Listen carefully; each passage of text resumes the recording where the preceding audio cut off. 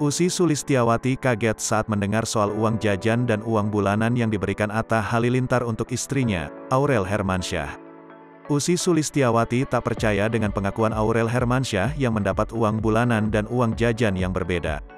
Awalnya, Ussy Sulistyawati menebak uang bulanan Aurel Hermansyah sekitar 1 miliar rupiah per bulan. Tapi Aurel Hermansyah justru mengungkap bahwa uang bulanan dari suami dan uang jajannya diberikan terpisah. Jumlah uang bulanan yang diterima Aurel Hermansyah dari Atta Halilintar membuat Ussy Sulistyawati kaget. Ussy Sulistyawati yang menebak uang bulanan Aurel Hermansyah mencapai 1 miliar rupiah atau lebih dari 500 juta rupiah, kaget mendengar pengakuan istri Atta Halilintar. "Aduh, ginjalku meronta-ronta," kata Ussy Sulistyawati. Aurel Hermansyah mengungkapkan uang bulanan yang diberikan oleh suaminya, Atta Halilintar itu terpisah dengan uang jajannya.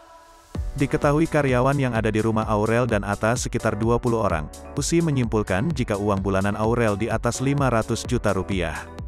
Ternyata, Aurel mengira Ussy menanyakan uang bulanan yang diberikan oleh Atta khusus untuk jajannya.